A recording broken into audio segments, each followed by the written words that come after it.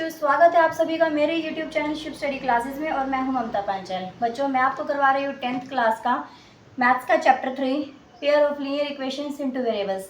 हमारा आज का सेशन है क्वेरीज एंड रिप्लाईज। आज मैं सिर्फ कुछ क्वेश्चंस है जो बच्चों के कुछ क्वेरीज हैं उनको क्लियर करूँगी। आज कोई नया मैथड या फिर कोई नया सोल्यूशन नहीं होगा। सबसे पहला डाउट है बच्चों का कि क्या लीनियर इक्वेशन वही होती है जिसके अंदर x और y वेरिएबल हो। नहीं बच्चों, ऐसा कुछ भी नहीं है कि आपके पास पेयर ऑफ लीनियर इक्वेशन के अंदर सिर्फ x और y वेरिएबल ही होंगे। हमारे पास दो वेरिएबल होने चाहिए। वो वेरिएबल u v हो सकते हैं, r s हो सकते हैं, a b हो सकते हैं। मैं कुछ एग्जांपल्स आपको दूंगी यहाँ पर जो कि सारे के सारे linear equation in two variables के ही एग्जाम्पल होंगे और हम उनको क्या बोलेंगे, linear equation in two variable बोलेंगे। ठीक है, देखिए फर्स्ट एग्जांपल मैं आपको दे रही हूँ। फर्स्ट है हमारा, अगर आ जाता है 3a + 2b = 4, ये भी हमारे, और यहाँ से -7a - 2b = -7, कुछ भी लिख सकते हो आप। ये इक्वेशन नंबर 1। इक्वेशन नंबर 2, ये हमारी क्या है, pair of linear equation in two variables. ऐसे में सेकेंड एग्जांपल आपको दे रही हूँ।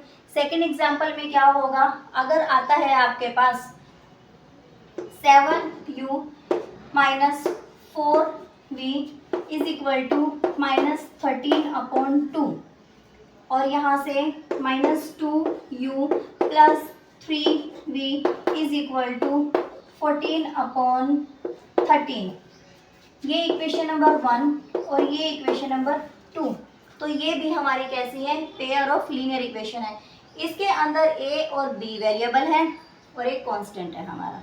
ठीक है, इसके अंदर u एंड v वेरिएबल है। ये भी हमारा कैसा है, pair of linear equation in two variables का ही एग्जांपल होगा। इतना समझ में आया? तो ये डाउट आपका यहाँ क्लियर हो गया।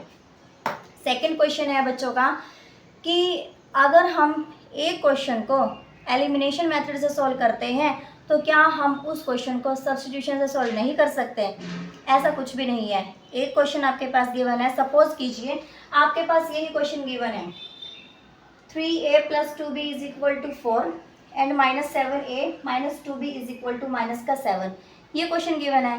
आप इस क्वेश्चन के ऊपर दोनों मेथड लगा सकते हो, किसी भी मेथड से सॉल्व कर सकते हो जो आपको इजी लगता है, जिस पर आपकी कमांड है, जिस पर आपका होल्ड है, जिसमें आपकी स्पीड है। आप इस क्वेश्चन को सॉल्व कर सकते हो। आप इसको एलिमिनेशन से भी सॉल्व कर सकते हो। सेकंड मेथड है सब्स्टिट्यूशन, आप इस क्वेश्चन को उस मेथड से भी सॉल्व करते हो। ये आपकी चॉइस है। ठीक है, इसमें भी हमने क्या करना है, a और b की वैल्यू फाइंड आउट करनी है। जहां पर क्वेश्चन हमारा x और y के फॉर्म में गिवन होता था, वहां पर हम क्या करते थे, x और y की वैल्यू निकालते थे। यहाँ पर हमारा क्वेश्चन a और b की फॉर्म में गिवन है, तो हमारा टारगेट क्या रहेगा, a और b की वैल्यू निकालना।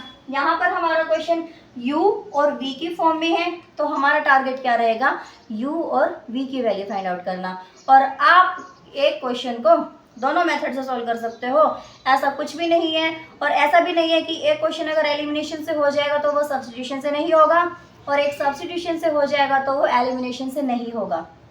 तीसरा डाउट आता है बच्चों का कि क्या दोनों मेथड से आंसर सेम आएगा? हाँ जी बेटा, दोनों मेथड से सेम आंसर आएगा।